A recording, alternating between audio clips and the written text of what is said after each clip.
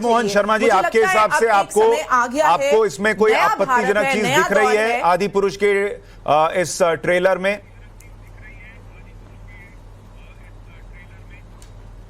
नमस्कार आपको, दर्शकों को मेरा बहुत बहुत नमस्कार सर। और इस फिल्म का ट्रेलर देखा मैंने, इस फिल्म का प्रोमो वगैरह भी देखी और मेरी इस फिल्म की स्टार कास्ट से बात भी हुई एक दो मुद्दों पर। जहाँ तक आप ट्रेलर की बात कर रहे हैं, ट्रेलर में कुछ एक आधा सिक्वेंस से ऐसा निकलता है जहाँ पर हम एक कह सकते हैं धार्मिक, हम हिंदू लोग या कोई भी लोग जो हैं आपत्ति कर सकते हैं, लेकिन मैं इस राय से बिल्कुल इत्तेफाक नहीं रखता कि आप बेशक मैं इसी से हूँ, मैं बिल्कुल हूँ, मानता हूँ, लेकिन मैं ये नहीं मानता कि आप एक मुद्दे को लेकर के एक बहुत बड़े बजट की फिल्म, बजट भी छोड़ दीजिएगा सुशांत जी, आप एक फिल्म के पीछे कम से कम 400 से 500 लोगों की team as a production time होती है, आप जानते हैं, हर आदमी जानता है। फिल्म जब लगती है उसके पीछे हजारों लोग होते हैं जो सिनेमा से जुड़े हुए हैं, जो डिस्ट्रीब्यूशन से जुड़े हुए हैं, जो पब्लिसिटी से जुड़े हुए हैं, जो न्यूज़ पेपर से जुड़े हुए हैं, उन लोगों की पूरी टीम नहीं कहूँगा मैं, उनकी रोजी रोटी चलती है। आप उस सीन से पहले विरोध कीजिए। मैं ये नहीं कहता कि आपका डायरेक्टर कोई भी कोई प्रोड्यूसर आपको अपना स्क्रिप्ट दिखाएगा, अपनी कहानी दिखाएगा।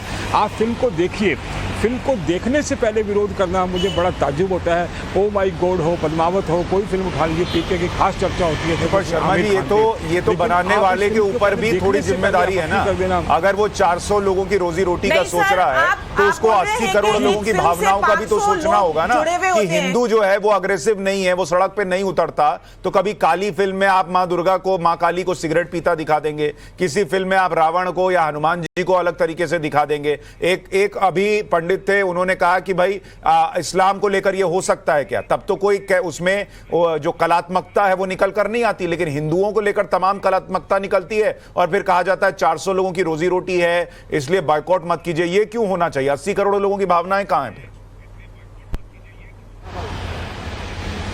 बिल्कुल जी, आपने इस मुद्दे पर मैं बात करूंगा। अगर आप ये कहते हैं ये बिल्कुल सही है, क्योंकि बाकी संप्रदाय में कहता हूँ, सिंह इज किंग फिल्म बनी थी, मैंने उस फिल्म के विरोध पर गया था, अक्षय कुमार आए थे, दिल्ली बात हुई थी। यहाँ पर जो एक खास संप्रदाय जो बन जाता है, हम कहते हैं मुस्लिम कट्टरपंथी। अभी थोड़े दिनों पहले आप फिल्म विवेक वाली आई, कितना चर्चा हुई। यहाँ पर एक निर्माता का फर्ज है, इतना बड़े अनुभवी डायरेक्टर हैं, आप इतना पैसा खर्च कर रहे हैं। फिल्म के प्रोड्यूसर कौन हैं?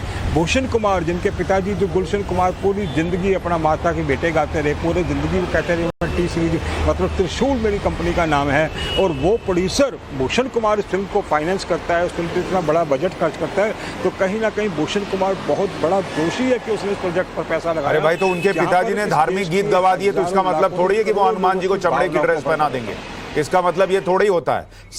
राजेश पुरी जी, आपको फिल्म में आपत्तिजनक दिख रहा है कुछ, और आपको लग रहा है कि बार बार ये हिंदू देवी देवताओं का ही फिल्मों में अपमान होना, इसका एक पैटर्न सा दिखता है? जी, मैं बिल्कुल सहमत हूं आपसे, क्योंकि बेसिकली क्या होता है कि जो भी आप फिल्म बनाते हैं उससे पहले बहुत उस पर रिसर्च होती है।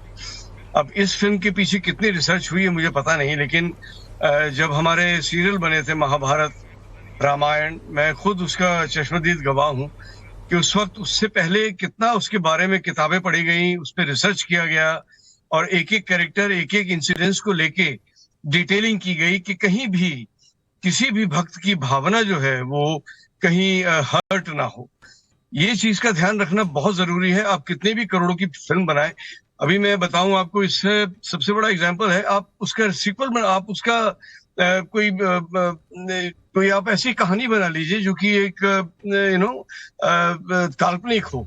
जैसे अभी ब्रह्मास्त्र आई, तो ब्रह्मास्त्र में किसी का कोई उन्होंने जुड़ाव नहीं रखा, अपनी एक काल्पनिक कहानी सुनाई, वो लोगों को पसंद आई, उसमें वीएफएक्स है, सब कुछ है।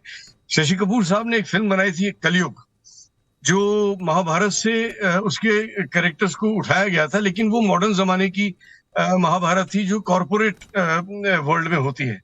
उसमें कृष्ण का भी एक कैरेक्टर था, जो कृष्ण है, उनकी जो कैरेक्टरिस्टिक्स हैं वो उस कैरेक्टर के अंदर थे, और बाकी सब भी कैरेक्टर्स, कौरव पांडव, आपस में उनकी फैमिली की लड़ाई, तो उसको आपने मॉडर्न तरीके से बताया, लेकिन क्लेम नहीं किया कि हम इसको महाभारत दिखा रहे हैं।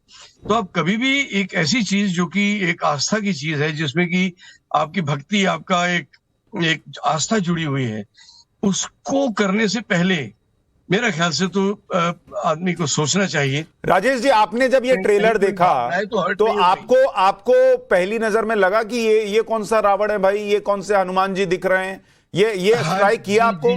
जी जी, मुझे लगा। और आदि पुरुष क्यों? श्री राम तो श्री राम है।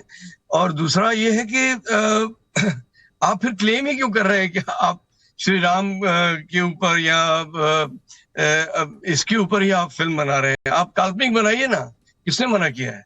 लेकिन आप अगर वो भावना के साथ उसको जोड़ते हैं तो फिर उन भावनाओं का एक रिस्पेक्ट करनी भी साथ के साथ बहुत जरूरी हो जाती है। ठीक है।